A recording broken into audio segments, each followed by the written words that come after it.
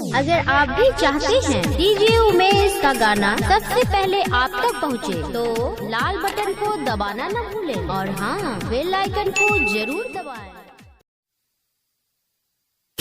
DJ शंकरराज Singh की ओर। आपका नाम क्या है? डीजे गोविंद। अखन अपने सब सुन रहा छी श्री शिव म्यूजिक के शानदार प्रस्तुति।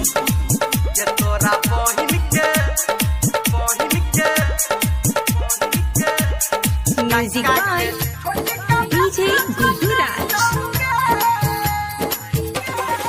गे तोरा बहिन के हमारा काका के छोटका बेटा पटे तूगे।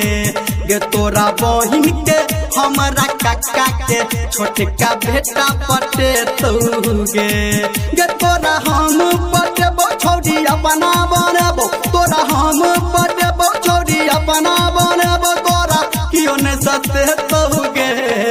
गे तोरा बहिन के हमारा काका के छोटका बेटा पटे तूगे।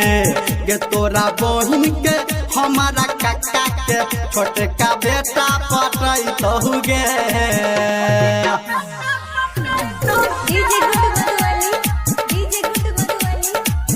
डीजे शंकरराज सिंह की ओर।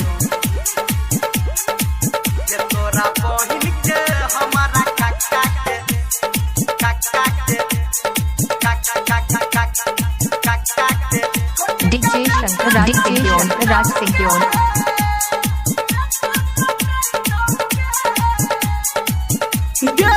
तू सुंदर छी लाखों में गोरकी, तोहर बहिन करोड़ में। डीजे शंकरराज सिंह की ओर। हाँ तू गोरकी छी हमारा नजर में, तोहर बहिन छौ भोर में। तू सुंदर छी लाखों में गोरकी, तोहर बहिन छौ करोड़ में। तू गोरकी छी हमारा नजर में, तोहर बहिन छौ गे सोर में। हम तोरा पटेबो छौड़ी अपना बनैबो, हम तोरा पटेबो छौड़ी अपना बनैबो, तोरा कियो नहीं सते तौगे।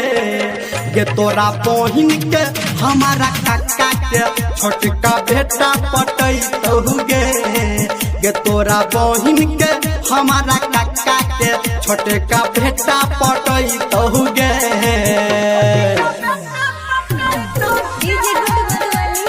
अखन अपने सब सुन रहा छी श्री शिव म्यूजिक के शानदार प्रस्तुति।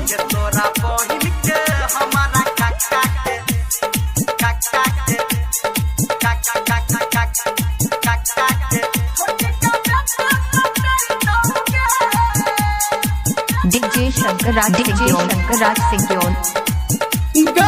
हमर छोटका काका के बेटा तोरा कहो हसीन गे।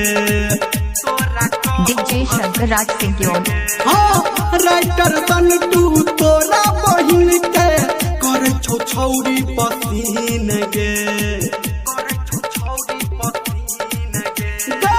हमर छोटका काका के बेटा तोरा कहो हसीन गे। छोरा निर्मलिया तोरा बहिन के तोरे छौ छौड़ी पसीन गे। तोरा हम पटेबो छौड़ी अपना बनैबो, तोरा हम पटेबो छौड़ी अपना बनैबो, तोरा कियो नहीं सतही तौगे। गे तोरा बहिन के हमारा काका के छोटका बेटा पटै तौगे। गे तोरा बहिन के हमारा काका के छोटका बेटा पटै तौगे। बुझली गे छौरी।